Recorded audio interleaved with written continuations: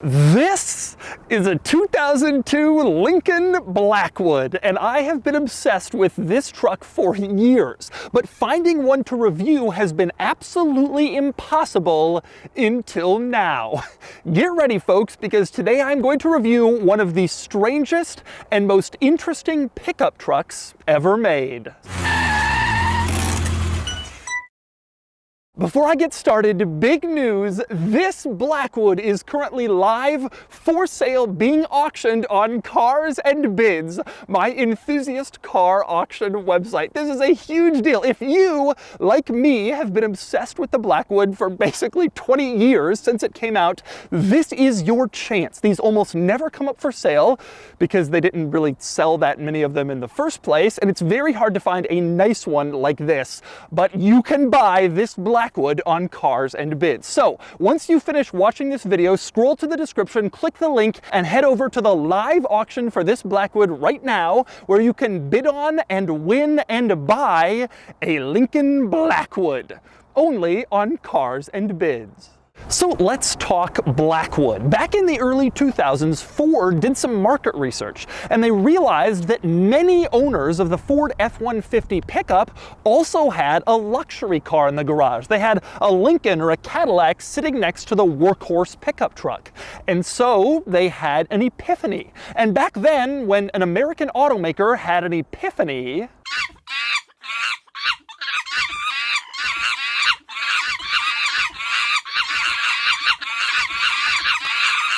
yes, there were some bad ideas from the American automakers during this period and some failures, but this might just be the worst of all. The Blackwood came out for the 2002 model year and was supposed to be a luxury version of the Ford F-150. It sold so poorly that it was canceled after the 2003 model year, meaning that this truck made it just 2 years on sale. But they were 2 glorious years of the quirkiest truck on the market. And you're wondering why there are lines on the bed, aren't you? Well, today you're going to find out, because I am finally reviewing a Lincoln Blackwood. First, I'm going to take you on a tour of this truck and show you all the quirks and features of the quirkiest modern pickup truck. Then I'm going to get it out on the road and drive it, and then I will give a Doug score to the Lincoln Blackwood. I have been waiting for this moment for so long.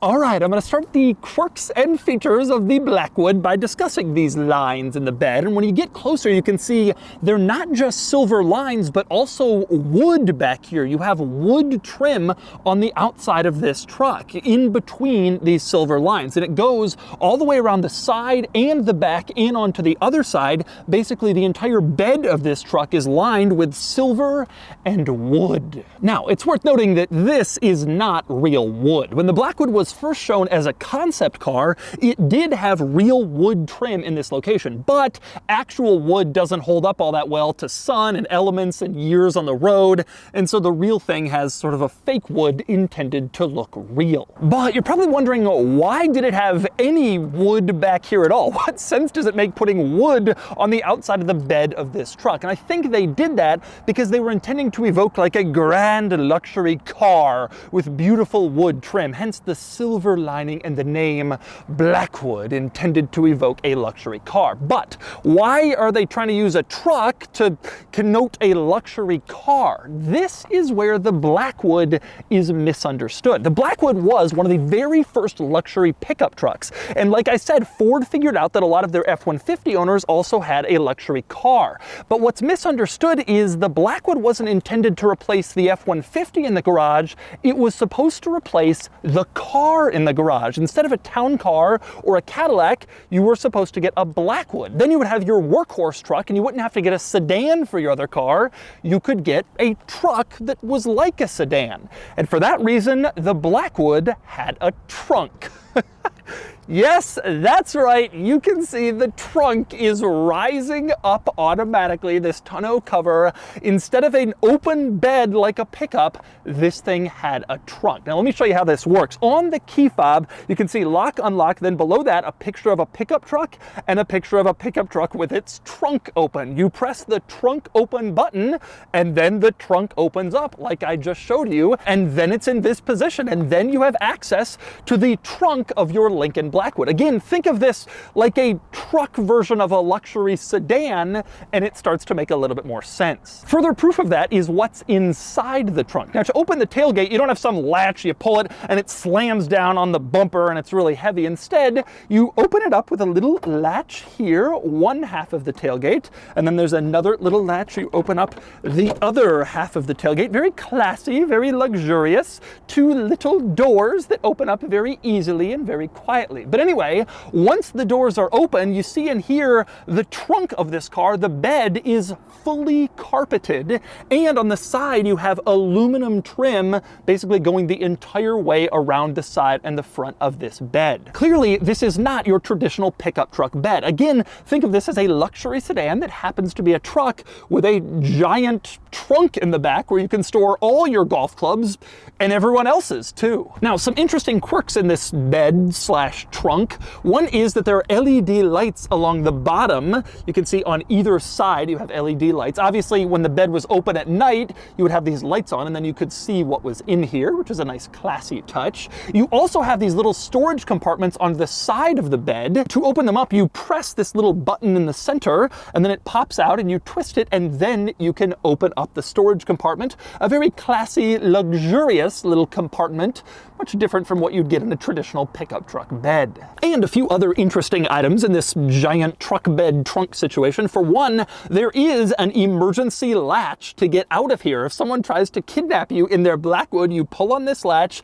and then you can climb out. And you can see that the graphic even illustrates you climbing out of the back of a truck, not out of the back of a regular sedan's trunk. So they have a special latch just for the Blackwood, which is kind of a cool feature. Additionally, you have cargo tie downs back here, like you do in a lot of truck beds and some car trunks. Here, you have one at each corner and they are chrome. They are nice, classy cargo tie downs. Again, allowing you to put whatever you want back here and use this like a giant cargo area. Finally, another important component to this cargo area, this thing, the tonneau cover, was not intended to be removed. You were not supposed to take it off. It was not designed that way. It was not meant for easy removal. So you bought this truck, you did not get an open bed, and you were not to take off the tonneau cover. It was difficult to do, and it was not intended for you to do it. You just had a giant trunk bed in the back of your Blackwood. Again, think of it like a luxury sedan that's a truck. But next up, still not done back here, I'm gonna move on to closing up the cargo area in the Blackwood. First off, these doors, you can see they have little storage pockets inside them. Both the left and the right door back here have a little storage pocket in case you wanna put a smaller item in the cargo area and you don't want it rolling around. That's a nifty little trick. But anyway, when you wanna close up the cargo area, first you close the door on the left, then you close the door on the right. Again, a lot more luxurious than a regular tailgate, which is very inelegant. And it also reveals one of the issues with this truck. Blackwood spelled across the back has 9 letters, and so the K had to be centered, except the seam for the doors is centered, so the word Blackwood is always perpetually off-center in this truck, which to me is kind of a nice metaphor for the way that this truck went down in terms of production, sales, and desirability. It was just not exactly all that well executed. But anyway, with the tailgate closed, you can then press the key fob button with the pickup truck on it with the trunk not open. That will close the tonneau cover, as you can see here. It closes right up automatically. It latches, and then your giant Lincoln Blackwood trunk is closed. Power operated. Now, it's worth noting that the power operation of this tonneau cover was a huge problem for Ford when this truck was in development. So much that Ford got into a fight with the supplier of the mechanism that powered the tonneau cover, and Ford froze their contracts with that supplier. They didn't do any new business with them until they could figure out making this tonneau cover worked as they had promised. Eventually, they did get it to work, but they failed constantly, and it's very difficult these days to find a Blackwood with a working tonneau cover, although as you can see, this one's works perfectly. So you may be wondering, what do you do if your tonneau cover fails? There's no latch back here to get into the trunk, so are you just screwed? And the answer is fishing wire. What a lot of Blackwood owners do is tie some fishing wire to the emergency trunk release, which I showed you earlier, and let it sort of dangle outside the tailgate, and then to get back here, you pull on the fishing wire and it opens the tonneau cover. Not exactly the lavish luxury that Lincoln envisioned when they created this truck. Now, interestingly, there is another way into the tonneau cover, an emergency way to access it. You get under the truck and you can see behind the rear wheel, there's this little cap. You pull off the cap and there is a keyhole, and from there you stick the key in, twist it, and you can access an emergency lever to open up the tonneau cover. But in order to do that, you have to climb under the truck and get dirty every time. Ford was hoping these tonneau covers wouldn't break and you wouldn't have to do that, but they do break often, except here. So the Lincoln Blackwood was a pickup truck without a pickup truck bed. That was one of the issues that Lincoln had when trying to sell this to customers. Another issue was that they only built these with two-wheel drive. All Blackwoods were rear-wheel drive. Now again, this makes sense if you think of the Blackwood as like a sedan that happens to be a truck. But to buyers, they were confused. They didn't understand why you had this really nice luxury pickup truck that cost all this money and you couldn't get a four-wheel drive version. Obviously, these days, in the age of luxury trucks, we look back and think that was a stupid decision, but this was one of the first luxury trucks. Lincoln just didn't know how customers would use it, and they truly thought it would replace sedans, so they would want rear-wheel drive like luxury sedans were at the time. Now, another issue with this truck was the payload capacity was only 1,200 pounds, meaning if you had 4 adults riding in the truck, all about 225 pounds, you were then only 300 pounds short of the total payload capacity. So you couldn't fill the truck with both people and stuff, or else you would go over the payload capacity. So the Blackwood was a truck that didn't have a lot of truck stuff. And that was a big problem with selling these. Although it is worth noting, it did have a 5.4 liter V8, about 300 horsepower, and this one has a towing package. It can tow almost 9,000 pounds. Those are pretty good numbers. But none of that stuff was the Blackwood's biggest barrier to success. The main reason this truck was a monumental failure was the price tag, which started around $53,000 back in '02, or the equivalent of just under $80,000 in today's money, for a dressed-up F-150 with two-wheel drive and a truck bed that you couldn't use. It was a lot of money to ask people to pay. As a result, Lincoln had forecasted they would sell 10 to 15,000 of these every year.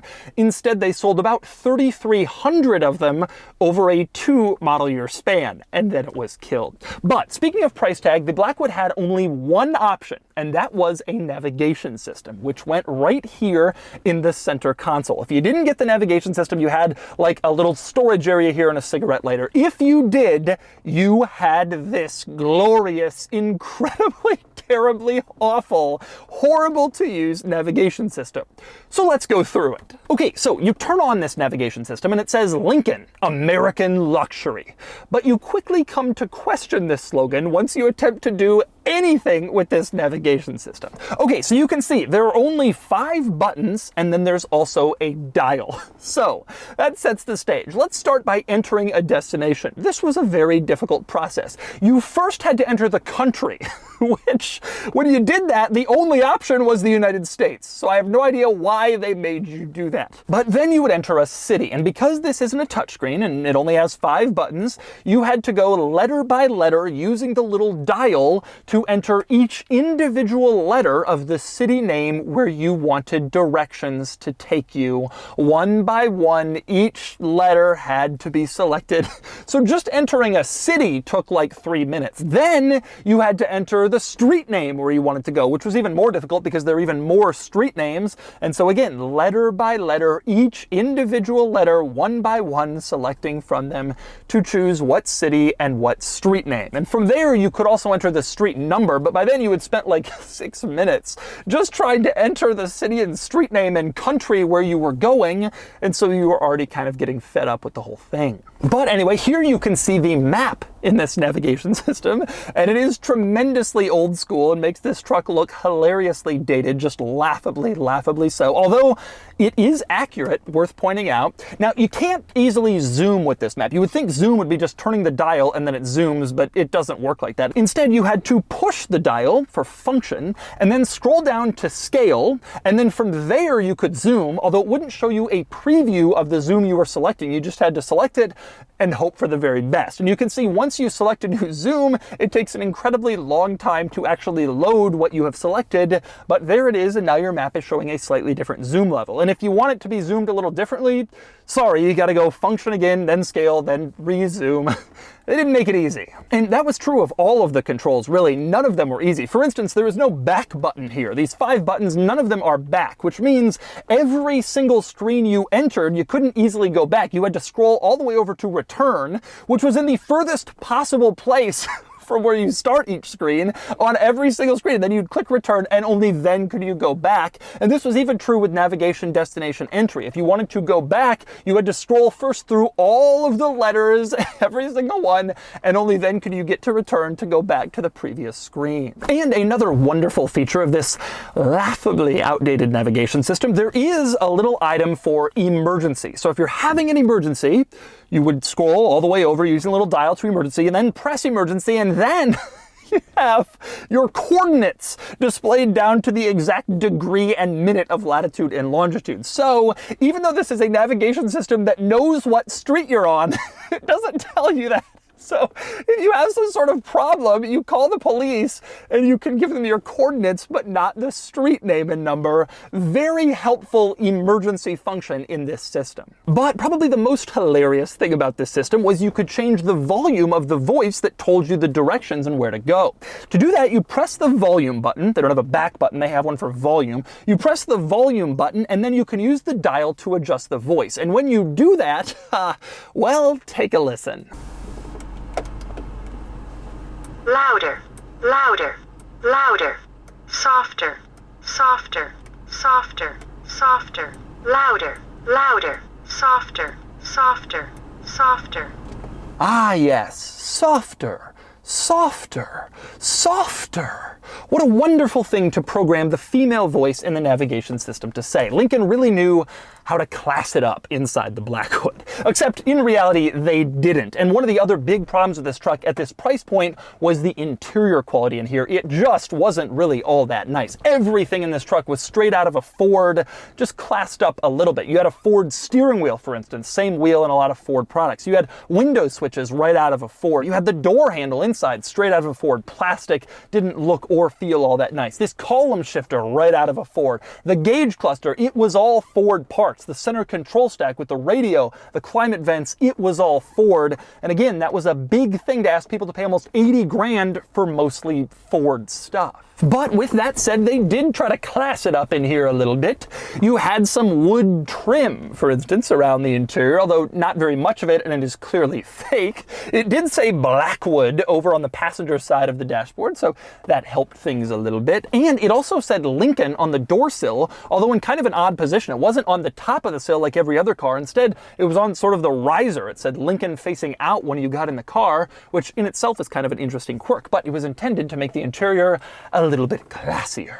Now, moving on, this was a quirky truck, and so as you can imagine, the interior had quite a few interesting quirks. Probably the most ridiculous is the interior switch that would open up the tonneau cover over the bed in back. You had a switch on the ceiling that did that exact thing. You can see it here, and then you had another one like 3 inches over. So there was one switch for the driver, and just in case the passenger couldn't reach all the way over to the driver's switch, the passenger had their own switch as well. So 2 separate switches that do the exact same thing mounted truly 2 inches apart. What exactly were they thinking? Here's my theory, and the theory of the owner of this truck. The Lincoln Navigator had this exact same center console panel with these buttons and switches, but in the Navigator, these little switches on the sides would open the vent windows, one for the left vent window and one for the right vent window. Well, the Blackwood doesn't have vent windows, and they didn't want to put a very obvious blank switch in this spot, so they just made those two switches do the exact same thing. What a wonderful quirk of the Blackwood. And speaking of Blackwood interior quirks, I draw your attention to the cup holders, which are in the center here. You can see you have cup holders, or it says remove for large cup. You can pull out the cup holder if you want an even larger cup holder. But those aren't your only cup holder options in here. You also have some behind this panel. It says push, you press it and some smaller cup holders open. One of these is actually the ashtray. By getting the navigation system, you got rid of the normal ashtray location, so instead they gave you a little ashtray within the cup holder. You can remove that and use it for cups, although soft cups only in this spot. You weren't supposed to put any heavy cups here or it might spill. Doesn't exactly inspire a lot of confidence in these cup holders. And the quirks and features of this interior only continue. Go to the steering wheel and you have controls for the climate control. You can change the temperature or the fan speed on the steering wheel. I love this feature, and I have no idea why cars got rid of this easy thumb access controls to change the climate control. It makes so much sense to have that on the steering wheel, and I love to see that. That is a wonderful feature. Another nice feature in this truck, in the center you have this button. This is parking sensors. This truck had parking sensors back in 2002. That was a really big deal. Not too many vehicles had it, especially at this price point, but this truck did. It also had power adjustable pedals. You see this switch to the left of the steering wheel, you can press that and then the pedals move forward or backwards to make it easier for taller or shorter drivers to share the truck. You can move the pedals without moving the whole seat steering wheel situation. That is a nice touch. And this truck also had some nice touches when it came to the mirrors. This little switch here will fold in the mirrors automatically. This was a common feature in European cars, but it was rare in American ones, and it's surprising to see it here, but it had power folding mirrors, the Lincoln Blackwood. The mirrors were also heated, and they told you that with this lovely script on the outside that said heated, which looks like the Ford cursive font on the blue oval logo, here used to describe the fact that the mirrors were heated. So you can see just how luxurious your mirrors are. One other interesting mirror feature, you can see a turn signal mounted on the outside of the mirror. Again, common on European cars, although not that much in the early 2000s, rare to see it anywhere, but the Blackwood had this outside mirror mounted turn signal, kind of foretelling cars having this in the future. An interesting quirk. And speaking of the luxury features in the Blackwood, take a look next to the seats. You can see there are heated and air conditioned seats. And this isn't like modern cooled seats where it just sort of cools the surface of the seat. There was an actual system in here that like air conditioned the seat to try to cool it off. And you can adjust this switch to heat or AC, and then you adjust this dial to the level of heat or air conditioned seats that you want. Air conditioned seats, very, very uncommon feature back in 2002, but the luxury Lincoln Blackwood had them. Although it didn't have full power seats. You can see the manual lever on the side to adjust the backrest. Ford could give you an air-conditioned seat with 5 different levels of air conditioning, but they couldn't give you a power seat. That was just too far for Ford to manage. Kind of ridiculous to see that. Anyway, next we move on to the center console, which is very large in this vehicle, and it had to be because it contained a lot of stuff. You open it up and you can see the slot to insert the navigation discs. That was the navigation system. Then you also have a CD changer in here to play CDs through the stereo, so that took up a lot of room in this center console, but there was still room for some extra stuff, like for instance the owner's literature in here in this leather-bound Lincoln owner's manual pouch. One item that's interesting is the Blackwood Quick Reference Guide. You open that up and the first page says, from the elegantly sculpted exterior styling to the thoughtfully detailed amenities, every Lincoln seeks to lavish you in true American luxury. Yes, the true American luxury of having a manual backrest in your $80,000 truck. Also in there, sharing space with those slots for the navigation disc and the CD disc, is this keyhole. This keyhole lets you lock out the tonneau cover. So if you lock it, then the tonneau cannot be opened. So you turn this car over to a valet, that's locked, and then they won't be able to open the tonneau using these little switches on the ceiling or the key fob itself because it has been manually locked and can't be opened. And next up we move on to the back seat of the Blackwood. You can see there are only 2 seats back here, 2 individual bucket seats plus a center console in the middle.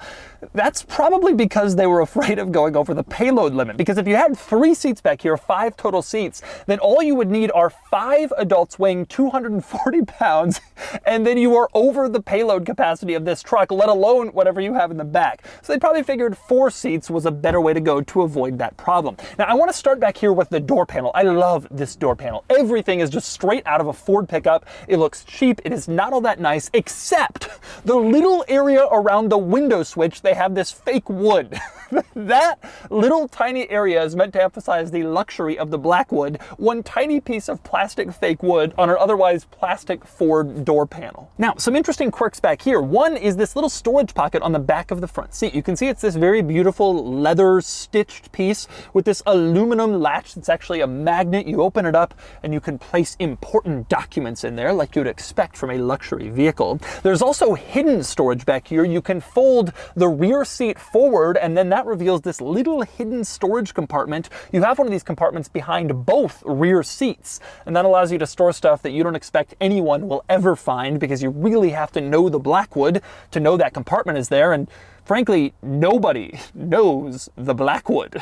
Next up, moving on to the center console back here. It is a very large armrest and it's down position, but you lift it up and you can see it is a really huge center console. You have a very deep storage area here, and then you have another little smaller compartment on top if you want to use it. A lot of center console storage space back here. Now, in the front part of this center console, you have cup holders where you can of course put cups, but if you want more cup holders, look at the back of the front center console. This little panel opens up and you can pull it open and then fold out 2 additional cup holders for 4 total cup holders in back.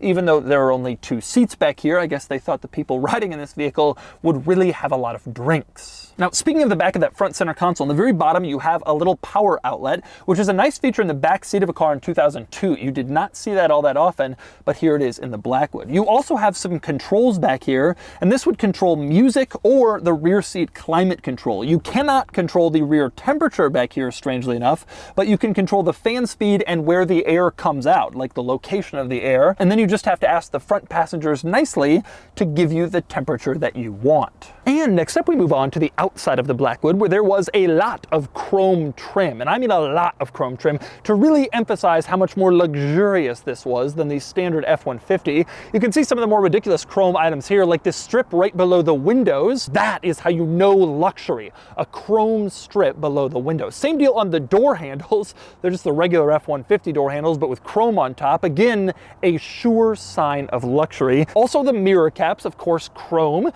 you want to have a true luxury vehicle, it must have chrome mirror caps. But probably the most ridiculous chromed item is the fuel door. You can see right here, again, just a regular F-150 fuel door, except chromed, because they felt that that would make the truck seem more luxurious. The problem is that no one really bought it. No one saw all this chrome stuff and said, yes, this is a true luxury vehicle.